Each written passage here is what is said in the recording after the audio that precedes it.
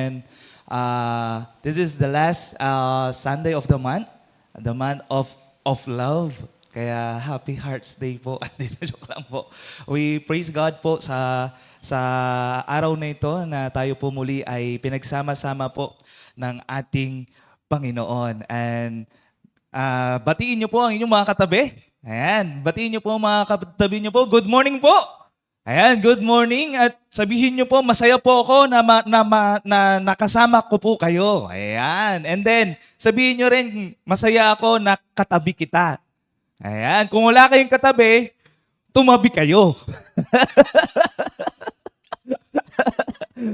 Alright, so we praise God po sa araw na ito na pinagkalod po sa atin ng ating Panginoon. At sa oras na ito ay tayo po ay sama-sama na pag-aralan po ang salita po ng ating Panginoon. As a review po, as a recap po sa mga series po natin na pinag-aralan sa buong buwan na ito na we already study about who God is.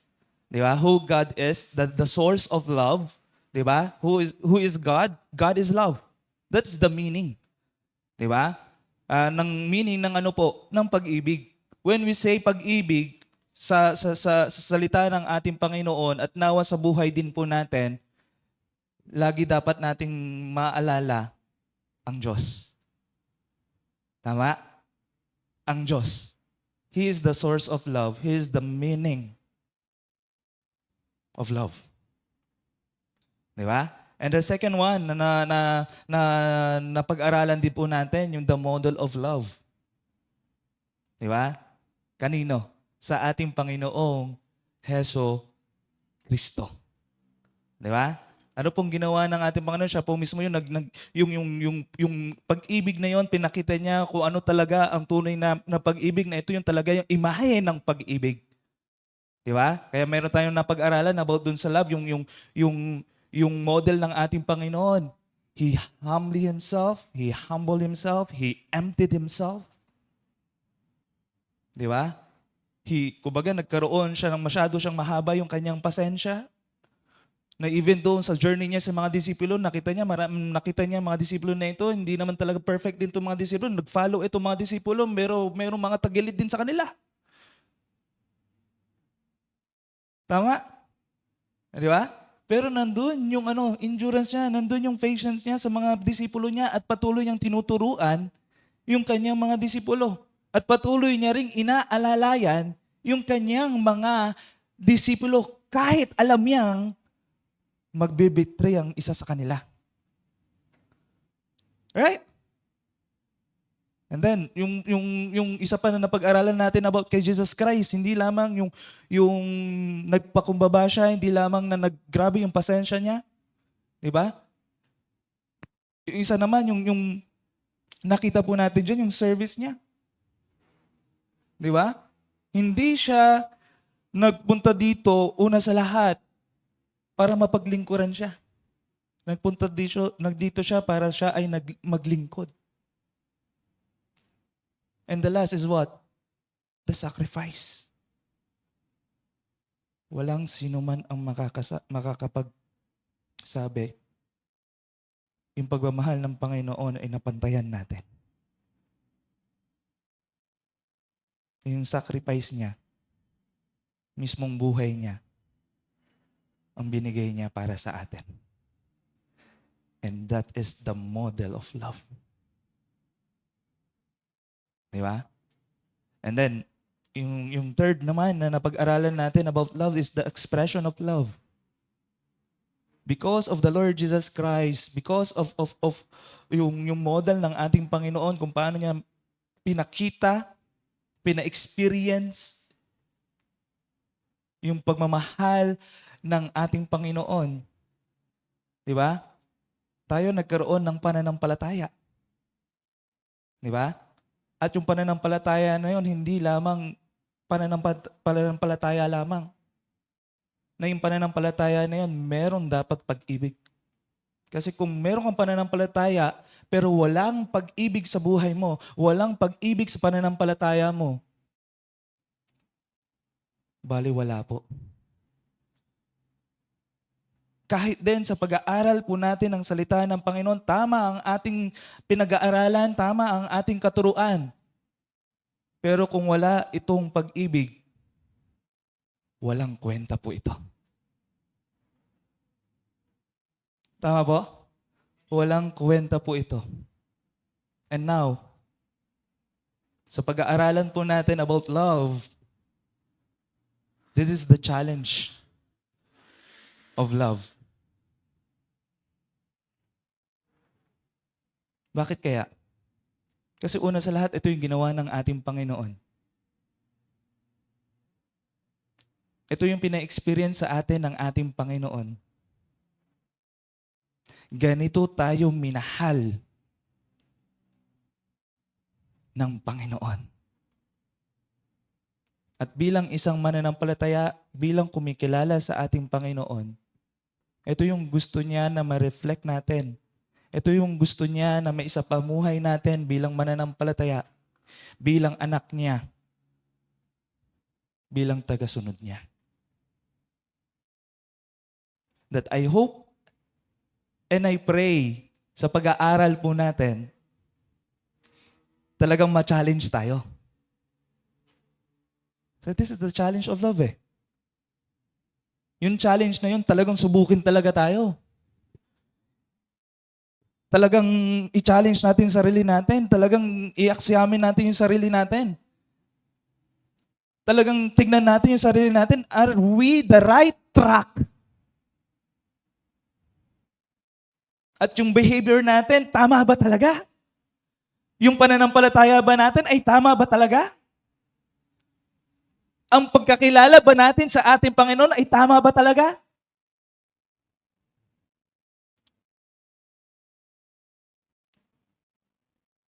At kailangan natin po i-challenge yung sarili natin. At china-challenge po tayo ng salita ng Panginoon, china-challenge din po tayo ng ating Panginoon.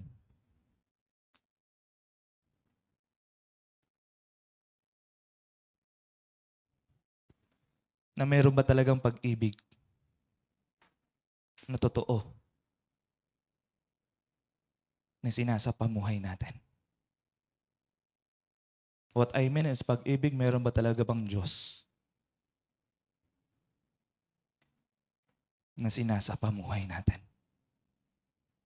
Amen? So, pag-aralan na natin. Alright, so sabi po dito, sa salita po ng ating Panginoon in Luke chapter 6, verse 27 to 36 says, here po, sa salita po ng ating Panginoon, and let me read po sa inyo in ESV version. Sabi po dito, but I say to you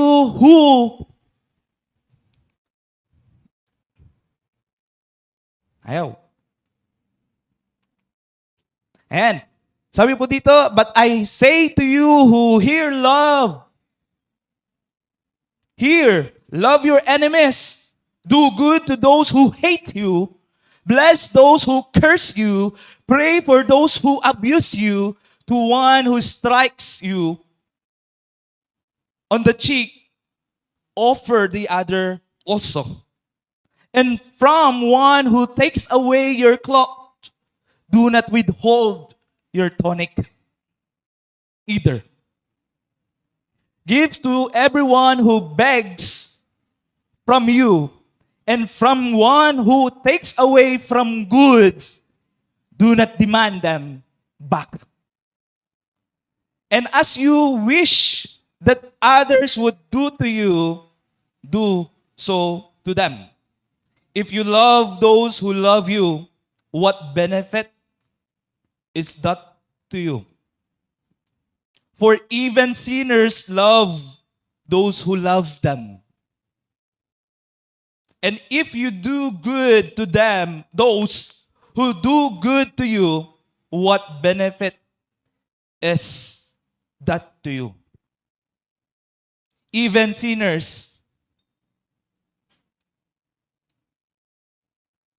lends to sinner. Or even for sinners do the same.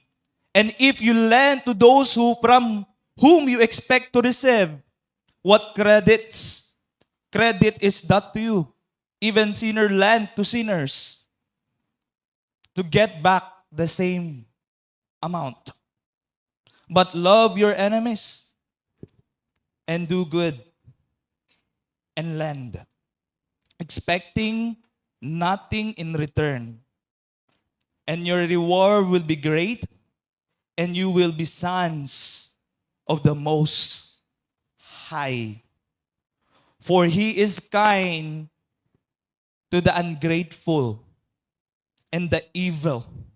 Be merciful, even as your Father is merciful.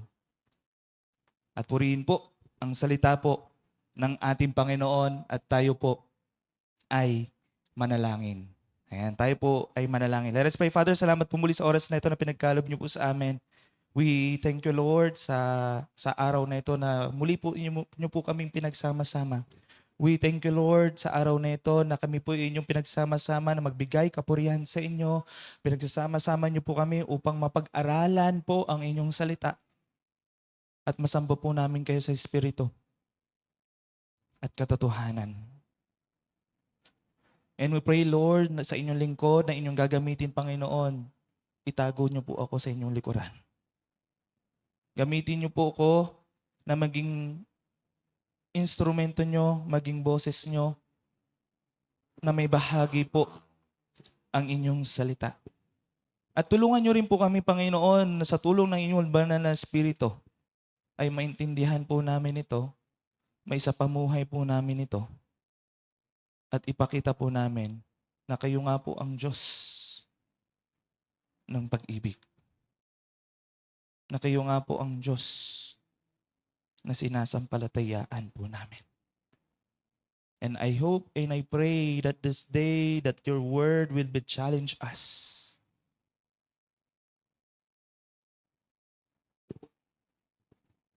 At kami ay susunod sa iyo. Sa tayong pangalan ni Jesus, Amen at Amen. Kaya sa oras na ito, di ba, nakita natin na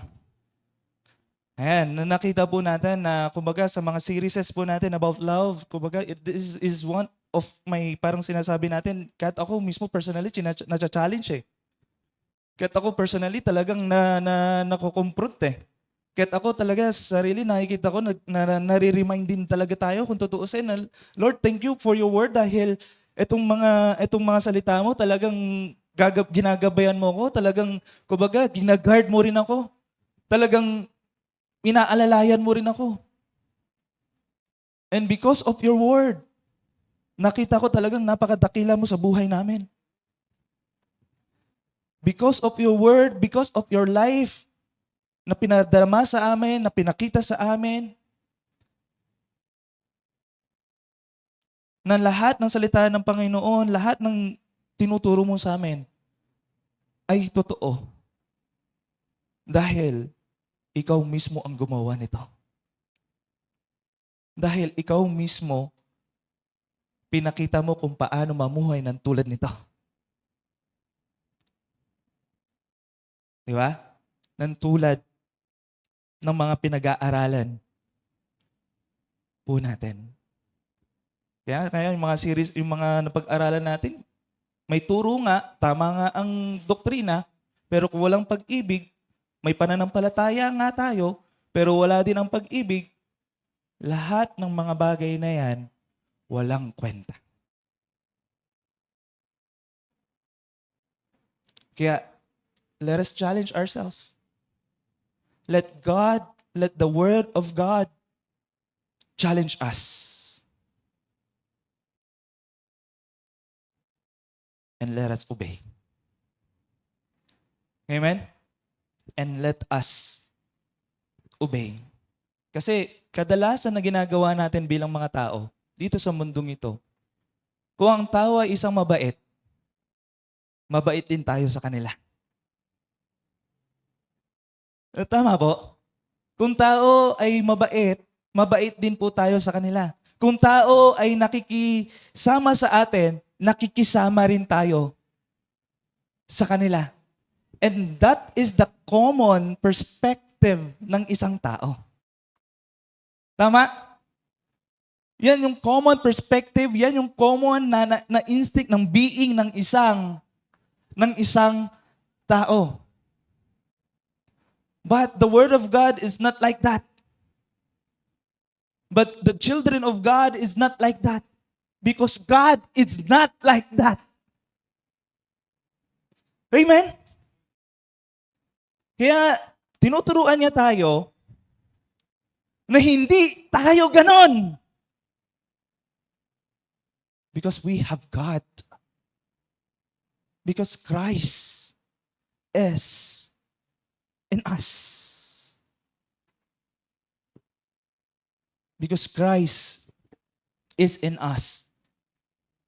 Kaya doon sa pag-aaral natin, title na pag-aaralan natin, Togetherness, we love that looks like the Father. We love that looks like the Father. Hindi po, we love those who kind for us. We love those people na gumagawa rin ng mabuti sa atin. Kundi, togetherness, we love that looks like the Father. Kaya sa oras na ito, sa pag-aaral natin, di ba? Sa pag-aaral po natin, tinuturuan tayo ng ating Panginoon yung behavior ng isang tunay na anak niya. Tunay na anak niya. Kasi dito pinapakita ng ating Panginoon yung tunay na identity na merong Diyos sa buhay niya. Di ba? Na merong Diyos sa buhay niya. And what kind of people we are becoming as a children of God.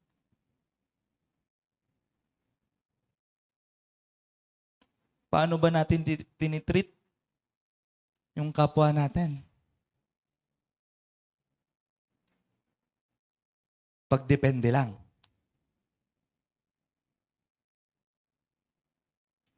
Paano ko yung mga tao na nakasakit sa atin? Pagdepende lang. And the Bible challenge us, this is what we do. This is what we become. Kaya, sabi ko nga, nung lagi kitong nung Wednesday hanggang nung Saturday, sabi ko, hindi ako pinapatulog nito eh. Tapos, inaano ko si Pastor minsan, pag may mga tanong ako, sabi ko, Sir, may tanong ako, may mga ganyan. Kaya minsan nag-uusap kami, namadating na ng alauna, 12, pero di pa tapos yung mga discussion namin pag may mga tanong ako. And then, kumbaga, sabi ko lagi kay Pastor, ganito ako, china-challenge ko sarili ko. Pag meron akong katanungan na pinag-aaralan ko, china-challenge ko sarili ko. Kaya, minsan hindi na nakakatulog ng maaga rin si Pastor Han sa akin eh. Hindi na rin nakakatulog ng maaga. Si Pastor Han sa akin, and this passage is kumbaga parang sabi ko, and this passage, every time that I study this, every time that I kumbaga na nire-review ito, every time that parang may inaano ko yung sarili ko na, may ganun eh. Pero pag binabasa ko to,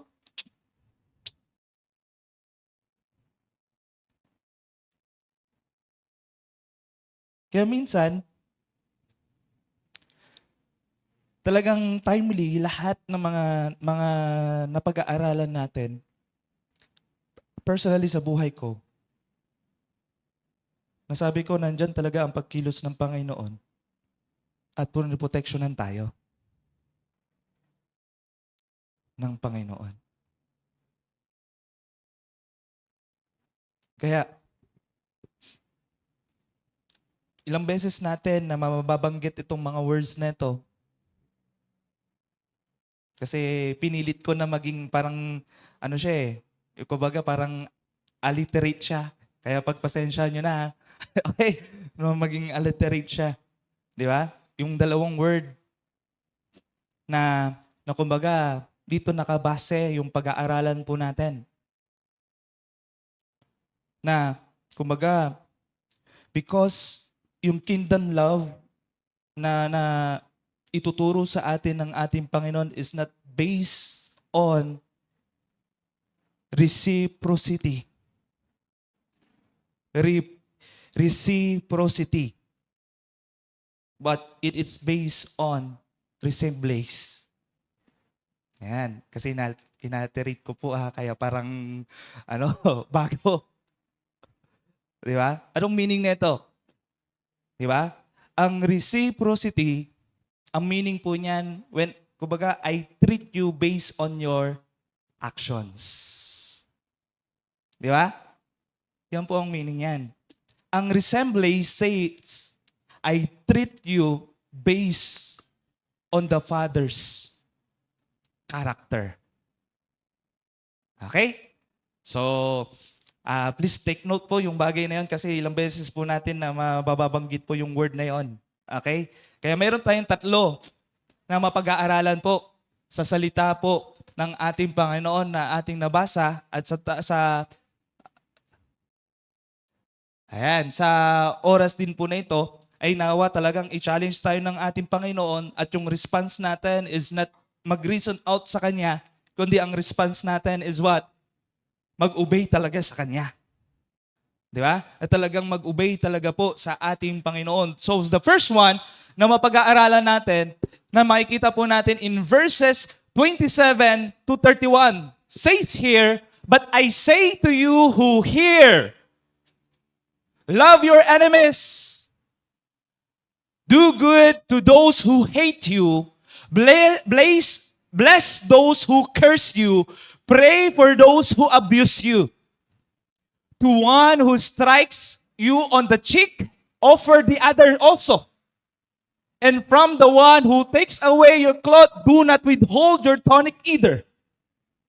Give to everyone who begs you from you, and from one who takes away your goods, do not demand them back.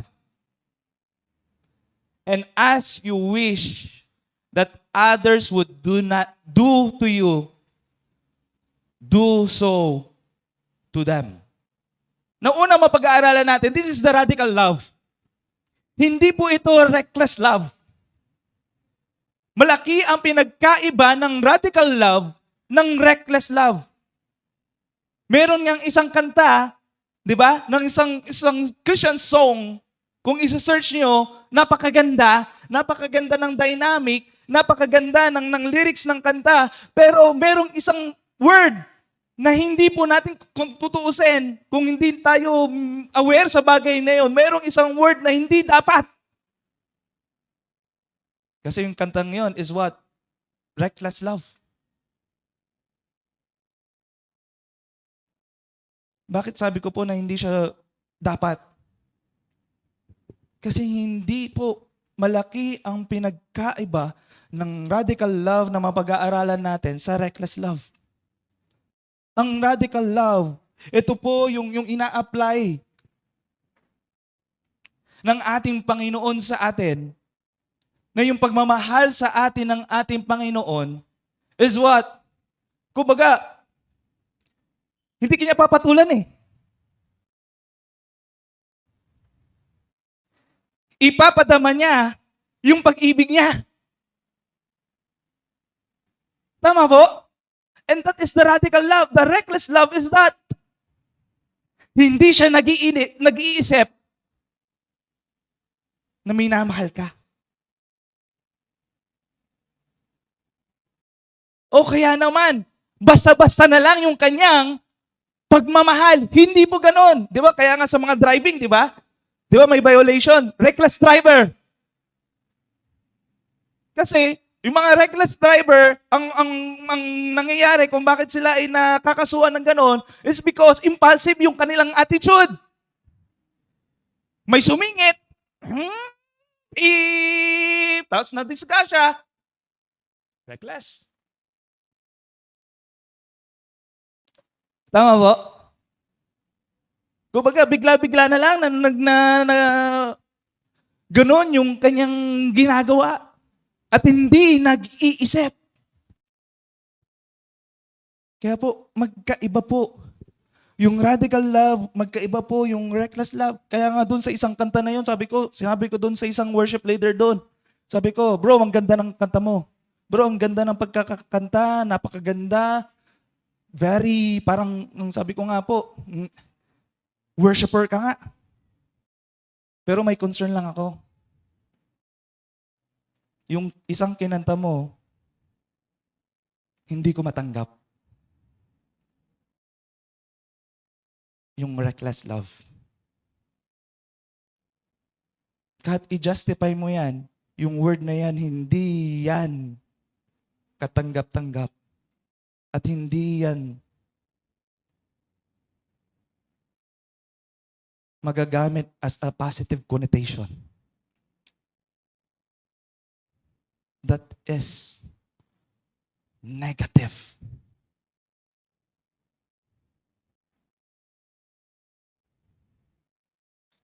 Na kailanman, lalo na sa Diyos, hindi mo dapat ina-address yan.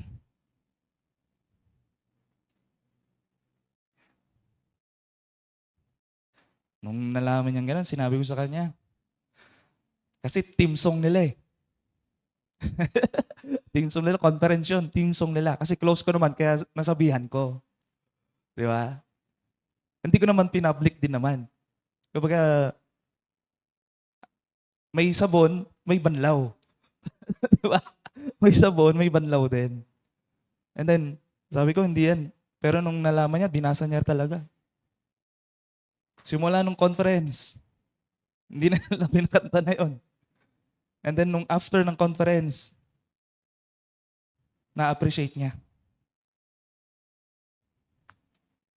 Sa kailanman, hindi dapat, yung ibang mga words na nababanggit natin, hindi dapat, kailangan nating isipin, is this right word, right term?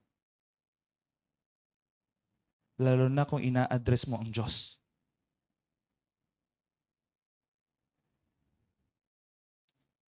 At yung character ng Diyos. Hindi po tayo minahal ng Diyos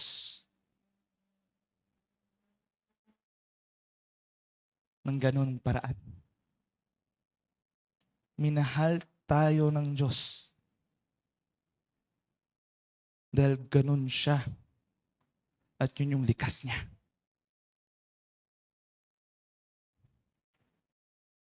Di ba? He's the source of love.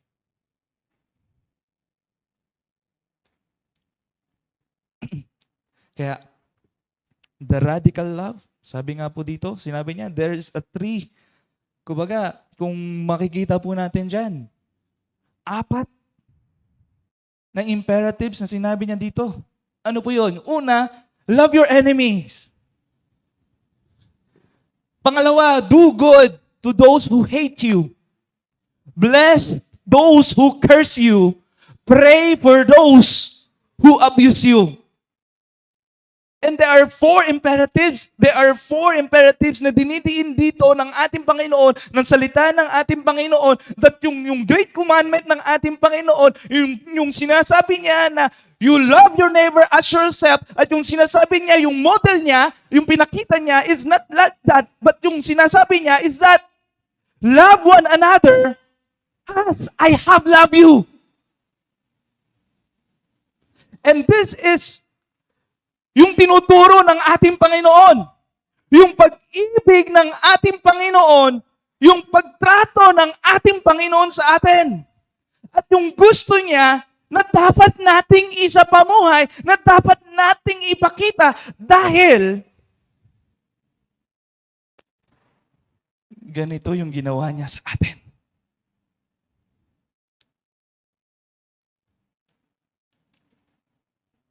At yung utos ng Panginoon na love one another, love your neighbor as yourself. Yan yung mga neighbor din na yan.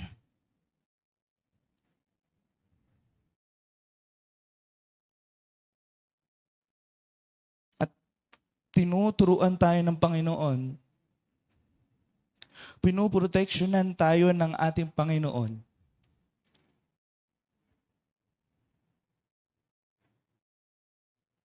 At dinudurog tayo ng ating Panginoon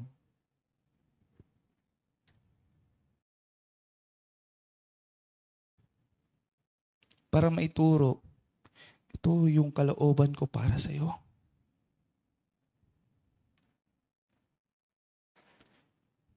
Hindi yung ina-apply natin, yung pangsangkatauhan lamang na idea, na pangkamunduhan lamang ng prinsipyo. Kasi madaling sabihin na mahal mo ang kapwa mo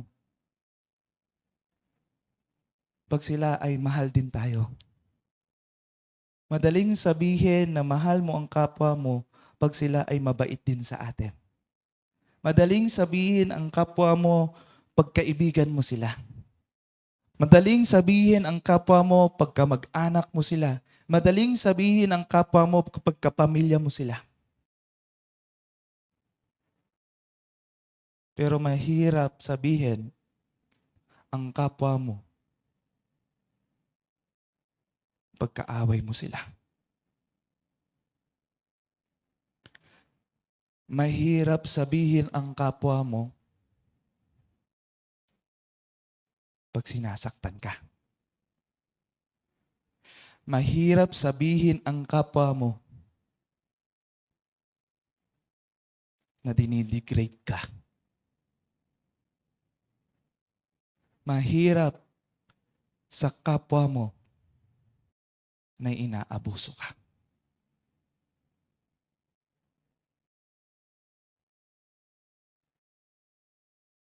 Pero tinuturuan tayo ng Panginoon. Pinapaalahanan tayo ng Panginoon. This is what He wants. And this is what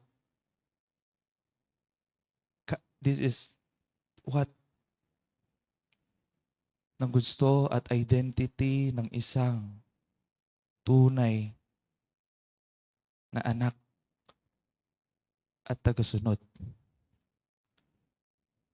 ng ating Panginoon.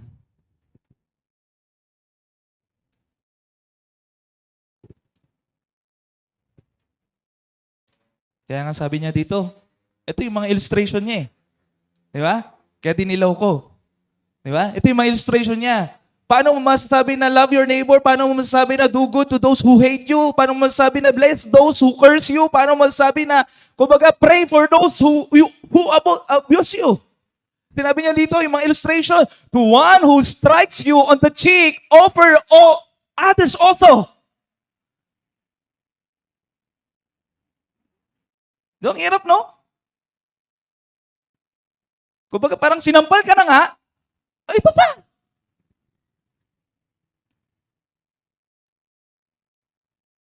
Yan po yung mga illustration na ginagamit ng ating Panginoon. Kumbaga, hindi parang sinampal ka, sasampalin mo rin. Kumbaga, parang ang nakikita ko nga dito eh. Sige, sampalin mo ko. Ito pa kabila, ito pa kabila. Kontento ka na? Hanggang magsawa na lang siya. Pero hindi po.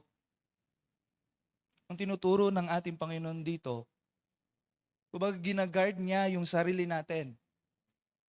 Di ba?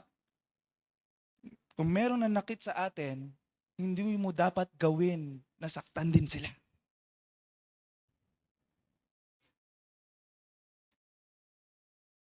Tama po? Tama po? Naiintindihan po ba?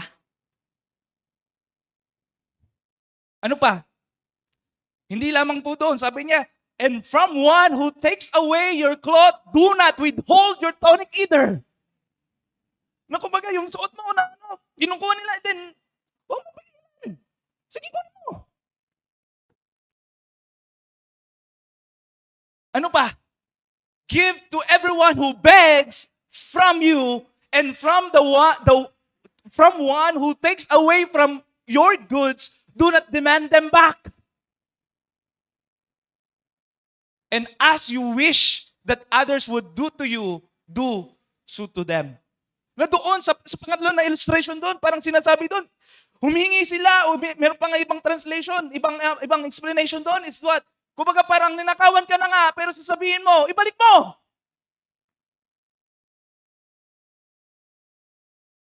Hindi. Hindi ganun yung sinasabi ng salita ng Panginoon. Hindi ganun yung ginawa ng Panginoon sa atin.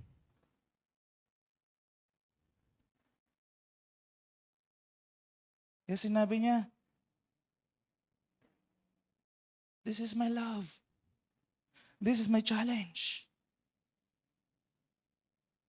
If you truly love me, do you love your enemy?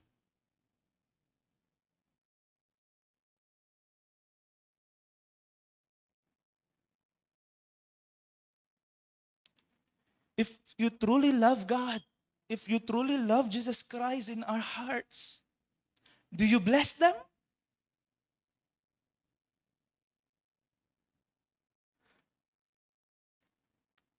Do you do good for them? Do you pray for them?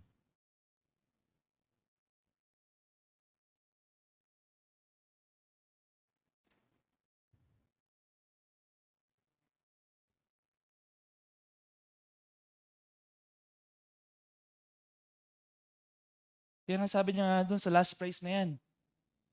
Di ba? As you wish that others would do to you, do so to them.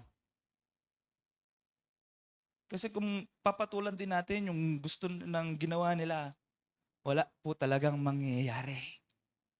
Pero kung papatulan mo sila na ang papatulan mo ang pagmamahal, ang karakter ng Panginoon, may mangyayari. Ano ang mangyayari? Iba ka talaga. Ano ang mangyayari? May Diyos ka nga talaga. Ano ang mangyayari? Pinatawad ka nga ng Panginoon.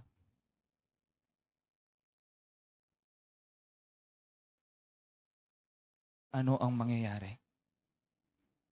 Niligtas ka nga ng Panginoon.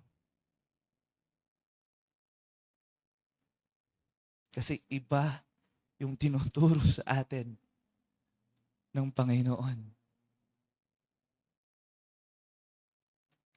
Saan nakikita natin sa mundong ito?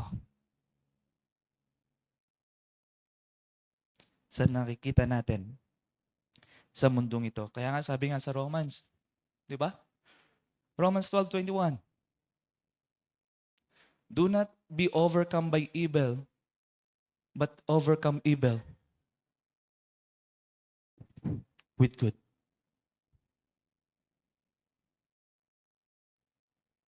Amen po ba?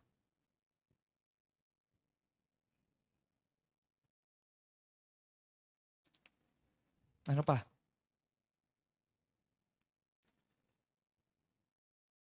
Ayan, sorry, na iba po yung ano niya. In Luke 20, ayan. Sabi dito, in Luke 23:34 po yan. And Jesus said, Father, forgive them, for they know not what they do. And they cast lot to divide his garments. Anong context niyan? Yun yung sa panahon ng crucifixion. Pero mo, minamak siya, kung ano ginagawa sa kanya, pero sinabi niya sa mga taong ito, Father, forgive them.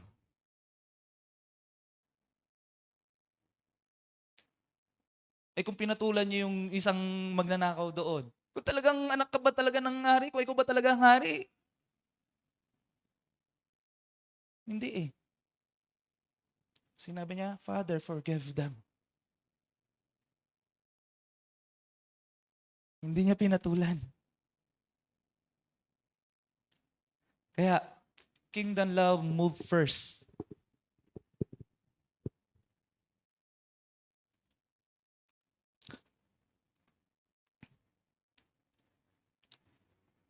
Even when others move against us. Sa po makikita natin yan sa panahon ng Last Supper. Di ba? Alam niya na ibibitray siya ni Judas pero hindi niya sabi, ikaw ang magbibitray sa akin. Hindi ganoon ang sinabi niya. Alam niya na itong tao na ito ay magbibitray sa akin. Alam ko itong tao na ito magkakalulu sa akin.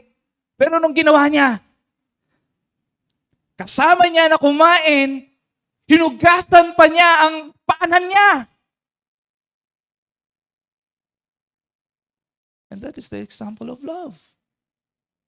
That is the example. Na yung kumbaga, talagang pinakita niya, una talaga yung pag-ibig.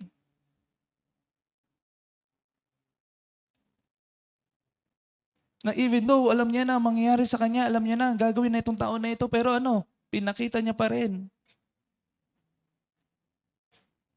ang pag-ibig.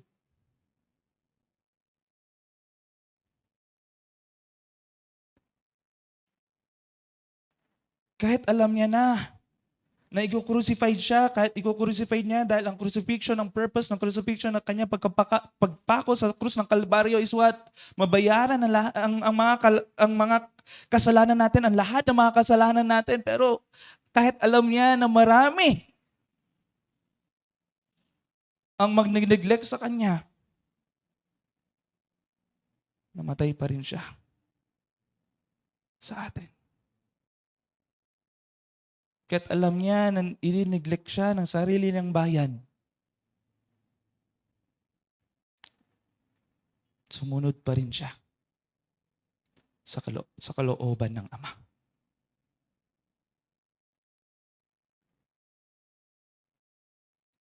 At namatay siya para sa atin. Amen? Kasi, una sa lahat, kaaway naman tayo ng Panginoon una eh.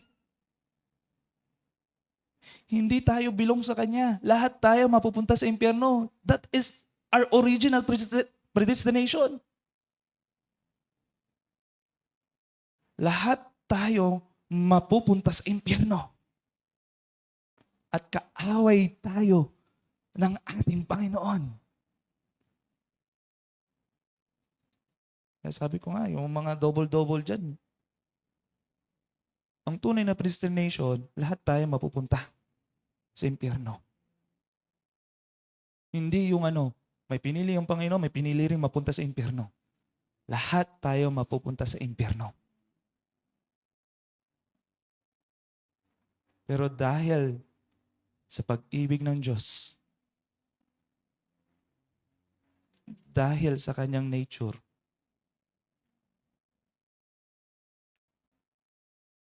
dahil sa radical love na ito, minahal niya tayo. Una sa lahat na naging kaaway niya, minahal niya tayo. Hindi naman tayo sumusunod sa Kanya. Pero minahal niya pa rin tayo. Nag-aabuso nga tayo sa Kanya. Pero minahal niya tayo. Tama po? Dahil minahal niya tayo.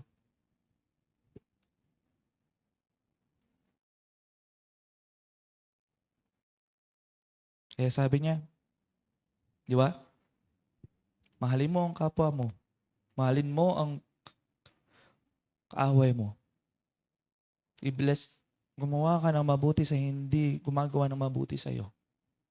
I-bless mo yung kapwa mo. Ipanalangin mo yung kapwa mo. Kasi ganyan yung ginawa ng ating Panginoon sa atin. Di ba? Dahil ganyan po, tayo minahal ng ating Panginoon. Pangalawa, ayan, pinapractice ko na rin po na maging time conscious na rin po ha. Pangalawa po, it's reciprocal contrast.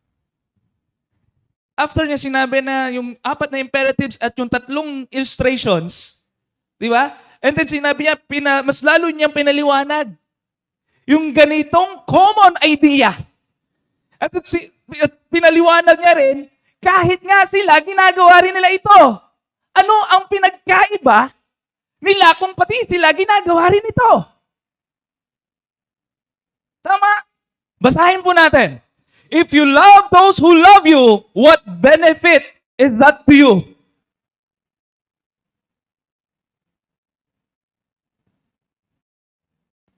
For even sinners love those who love them.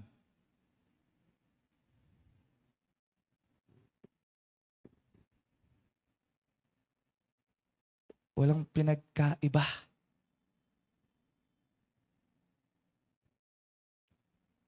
If you do good, those who do good to you, what benefit is that to you? For even sinners do the same.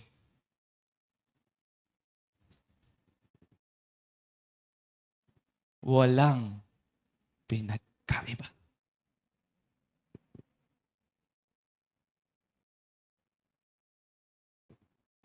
Ano pa?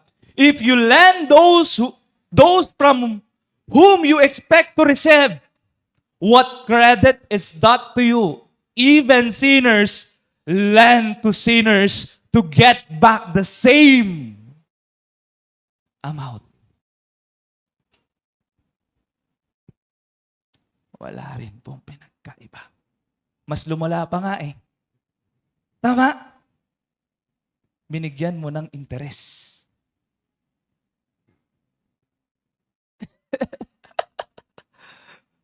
Tama po ba? Hindi same amount.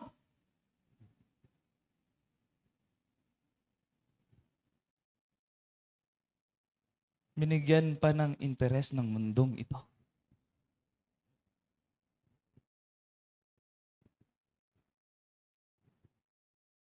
Binigyan pa ng same amount ng mundong ito. Kaya sabi niya dyan, di ba? 3 beses niya sinabi. Kung ito yung ginagawa natin, we love to those who love us. Those who do good to us. Those who lend us and expect the same amount, ganun din naman ginagawa ng mga makasalanan. Sa iba pa nga, kung didiinin natin yan, wala tayong pinagkaiba sa mga hindi mananampalataya.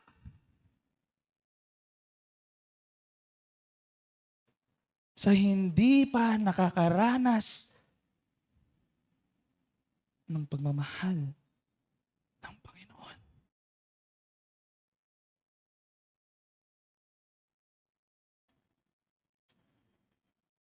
Sa hindi pa nila tinatanggap yung pagmamahal at ino-offer ng Panginoon sa kanila. Kung ganyan yung prinsipyo na pinangahawakan natin, parehas lang tayo sa kanila.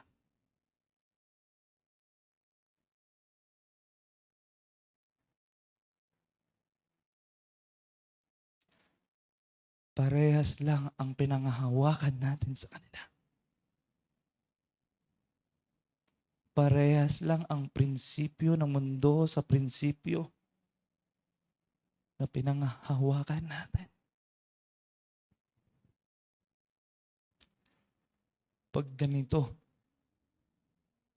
ang prinsipyo na pinanghahawakan natin.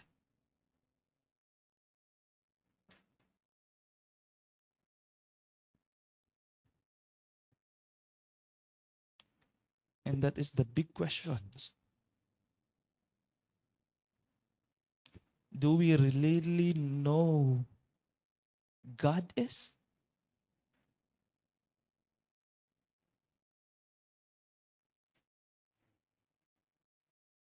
Do we really experience yung pagmamahal niya? Yung pagpapatawad niya? Yung kabaitan niya? At pagpapala niya?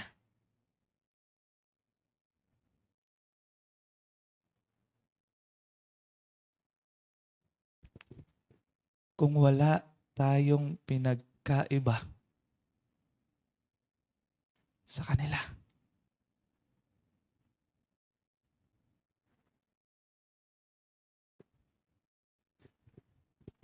kung wala po tayong pinagkaiba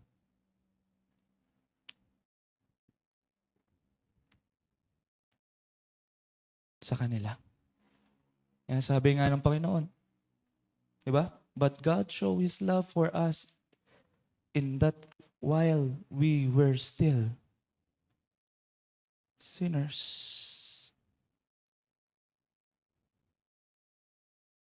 Hindi siya namatay sa atin dahil gumawa muna tayo ng paraan.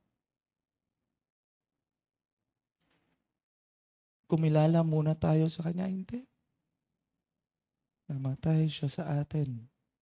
Doon pang makasalanan pa tayo.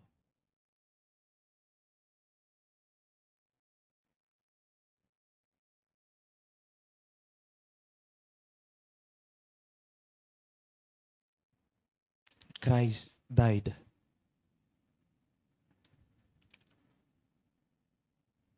for us.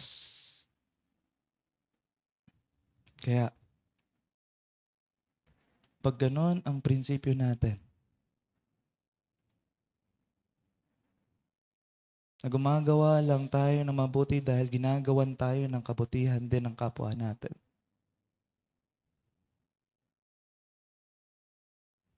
Magtanong ka na sa sarili mo.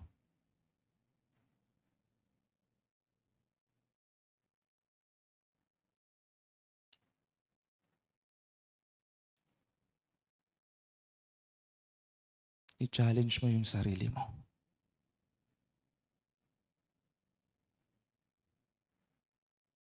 Evaluate natin yung sarili natin.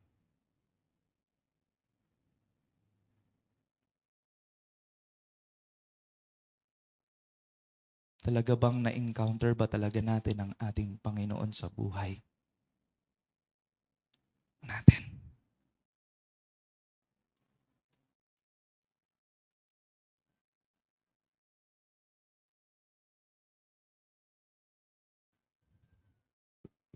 At ano ang pinagkaiba natin sa kanila?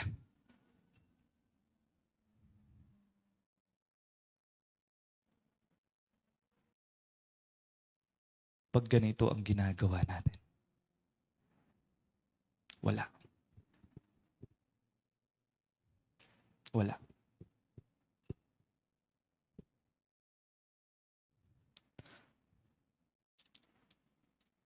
Parehas lang tayo sa kanila. Kaya gumising tayo. Amen? Kaya gumising tayo.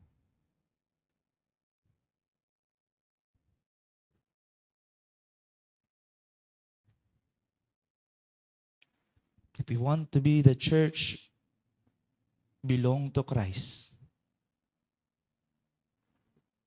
not ours. Hindi dapat ganito yung ginagawa natin. Kung talaga ang iglesia na ito talaga ay para sa Diyos at sa Diyos, hindi dapat ganon yung prinsipyo natin. If you want this church to be a family base as Christ treated us, His family, hindi dapat ganon. If you want this church family flourish and reflect God's love and His character, kailangan tayong lumago. Kailangan tayo magmahalan. Kailangan tayo maglingkod. Kailangan tayo magpakumbaba. Kaya gumising tayo. Gumising po tayo mga kapatid. Mga ate, mga kuya, kahit yung mga ading natin. Gumising tayo. May ngipin o wala.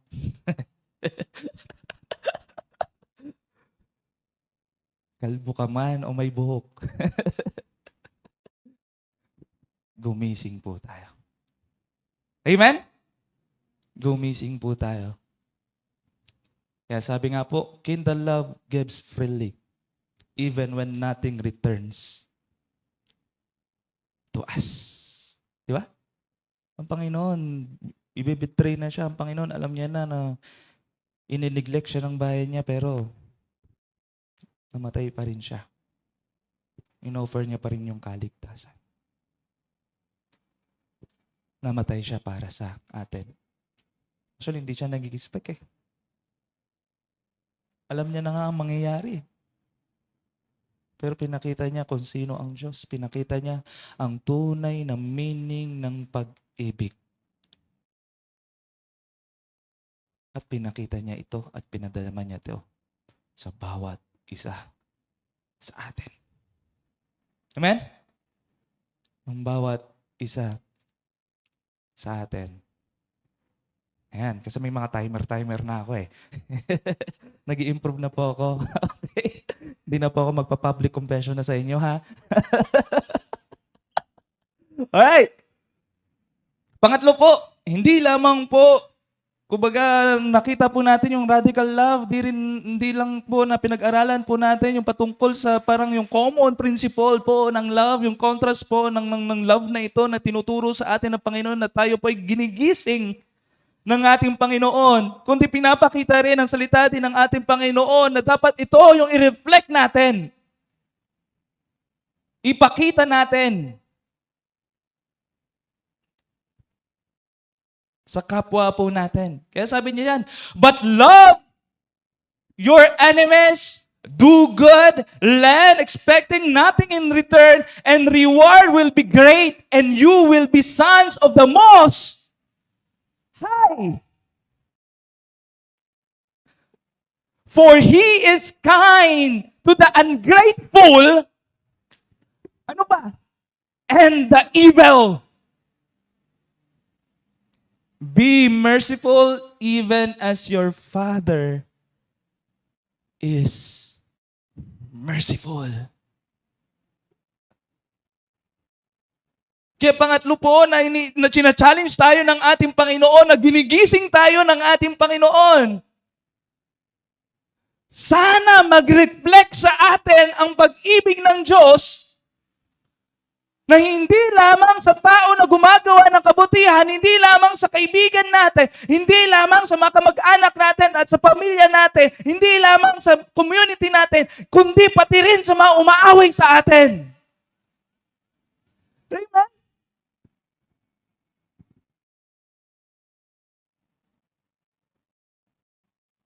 Kasi doon po nakikita yung talagang pagmamahal.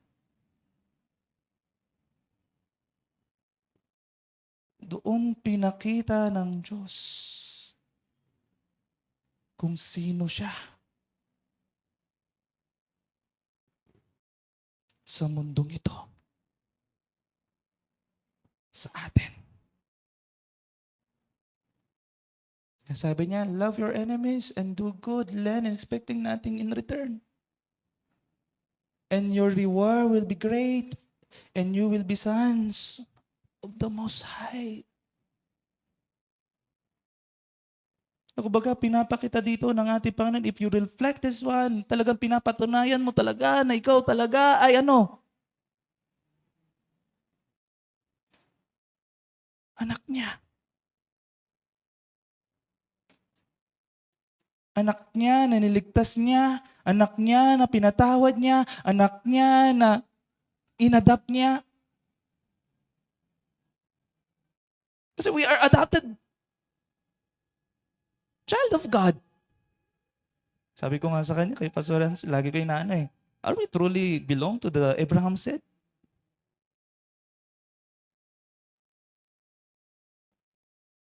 Part ba talaga tayo ng family ni God?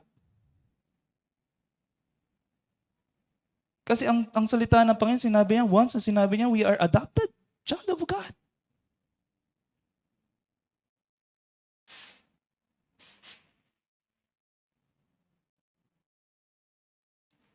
Hindi tayo belong sa Kanya eh. Kalaban niya nga tayo eh.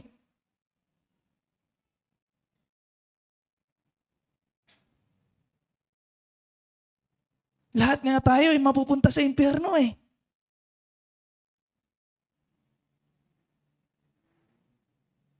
Kaya pinakita niya yung pag-ibig niya.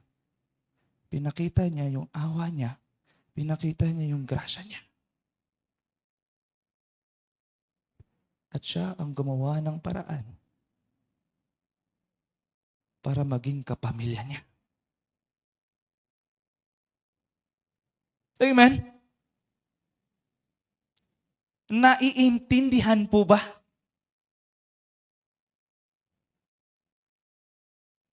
Sometimes parang ang nangyayari, we are so pride na sinasabi natin na anak tayo ng Panginoon. That's why kiniklaim natin yung mga lahat. Kaya minsan nangyayari, the danger is that we are, sinasabi na, parang nangyayaring principle, we are higher than them because we are the children of God.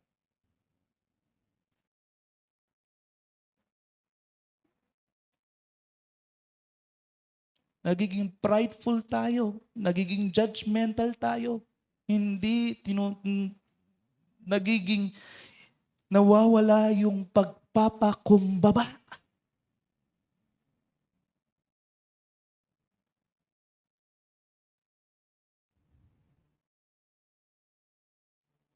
And we are not God.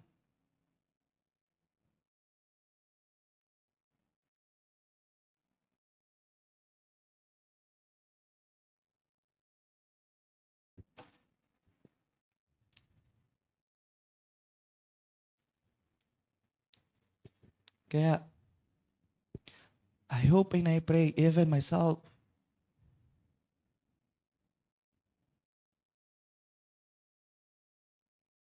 nawa, nasa-challenge tayo.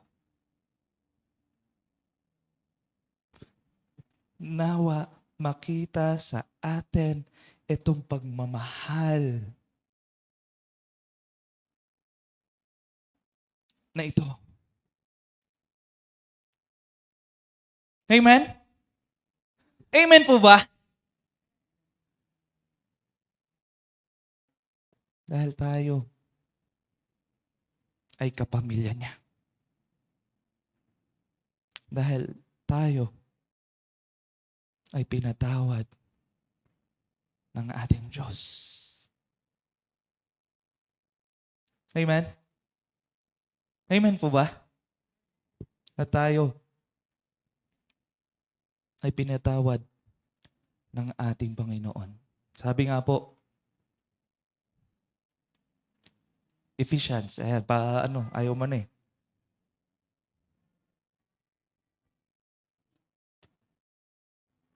Hello? Pa-turn po sa Ephesians. Ayan, Ephesians 5:1-2. Sabi po dito, therefore, be imitators of God as beloved children and walk in love as Christ loved us and gave himself us up for us, the fragrant offering and sacrifice to God. Kaya sabi niya, no? Be imitators. Kayahin natin ang ating Diyos. Ano yun? Yung pagmamahal niya. Ano yun? Yung pamumuhay na merong pagmamahal. Amen? Na merong pagmamahal. First Peter, when he was rebelled, he did not rebel in return. When he has suffered, he did not threaten, but continue entrusting himself to him who judges justly. Ang pinapakita dito, yung perfect example ng ating Panginoon. Hindi siya nag-revenge. Hindi niya pinatulan yung mga tao na nagmamak sa kanya. Nung siya ay pinaparusahan, hindi niya sinabi, may araw kayo.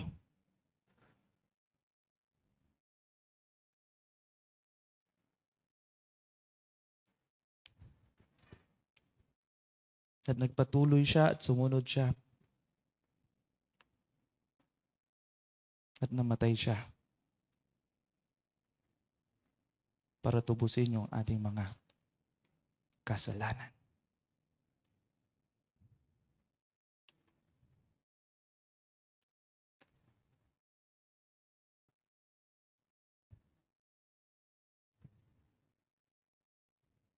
Teka, naiba-iba na.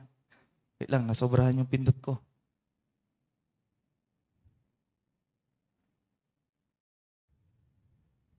Sige, next.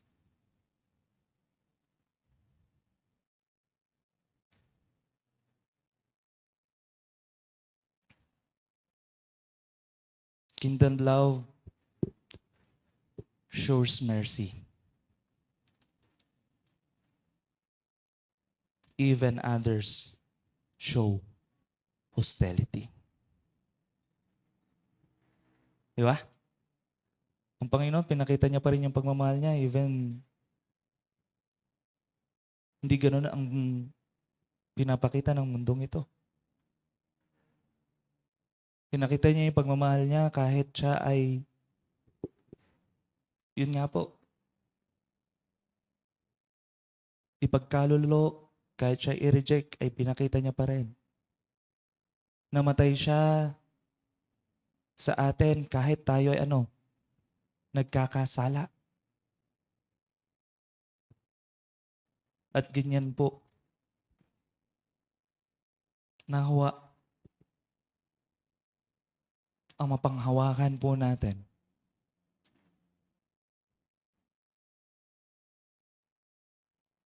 Ganyan yan po sana ang ipadama natin. At ganyan din natin maipakita yung pagmamahal ng Diyos sa atin. The love we could not return. Imagine doon sa cross, sa paanan ng cross na kung titingnan natin at ipipicture out po natin. Hindi tayo yung parang audience lamang doon. Pero tayo yung guilty ones doon. Pero namatay siya. Kahit tayo mismo yung guilty, hindi siya.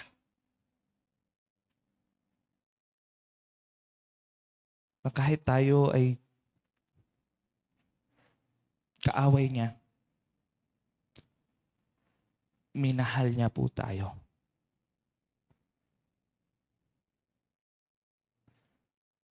Hindi siya na nag-threaten sa atin. Hindi niya pinatulan yung mga nagmamak sa kanya, pero sabi niya, Father, forgive them.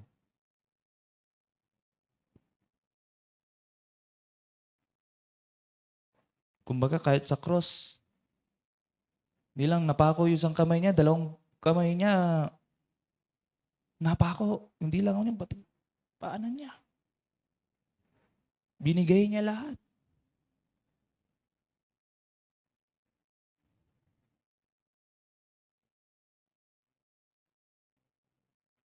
Pinagbabato siya.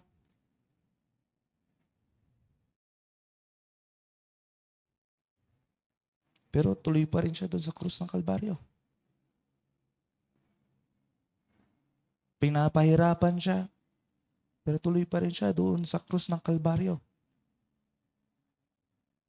At inoffer niya yung buhay niya. Para sa sangkatauhan.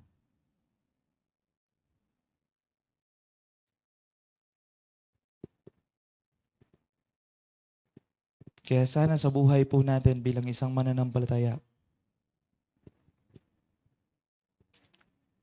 ma-apply natin ang pagmamahal na ito. Hindi dahil nagmamahal sila sa atin. Hindi dahil gumagawa sila ng mabuti. Hindi dahil may benepisyo tayo sa kanila. Kundi nagmamahal tayo ng kapwa natin kahit ang kapwa natin inaaway tayo. Ang kapwa natin dinidegrade tayo. Ang kapwa natin sinasaktan tayo. Ang kapwa natin inaabusado tayo.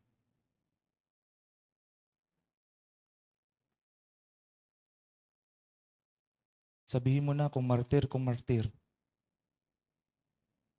Pero ang ating Panginoon, nagpakamartir siya sa atin. Amen? Nagpakamartir siya sa atin. Ayan. Kaya, I hope and I pray na nawa sa buhay natin, nawa sa ating pagsunod sa ating Panginoon, ma-challenge tayo sa sinasabi ng salita ng Panginoon.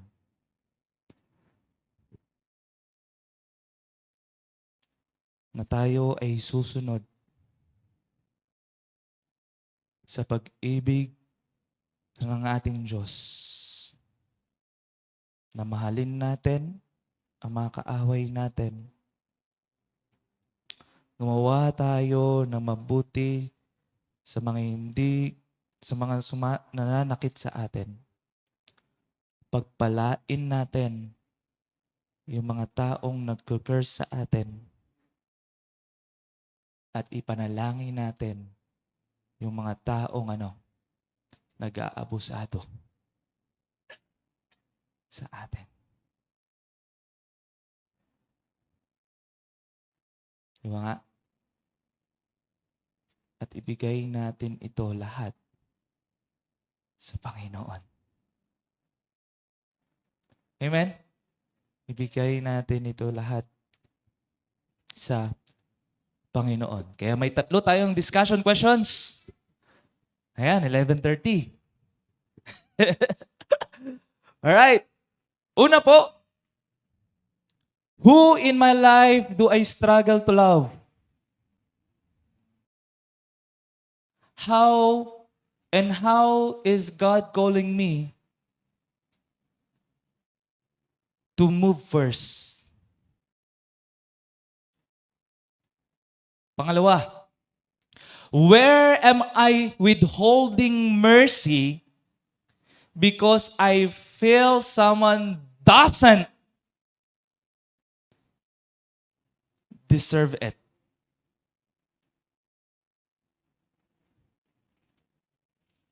Pangatlo, how does loving difficult people protect the togetherness unity of our family church? So let us discuss po itong discussion questions natin na in related sa ating napag-aralan. So, find a partner po at let us discuss at ipanalangin po natin ang bawat isa. Sige po, 10 minutes. Yung mga nasa likod, kayo rin, mag-discuss din po dyan.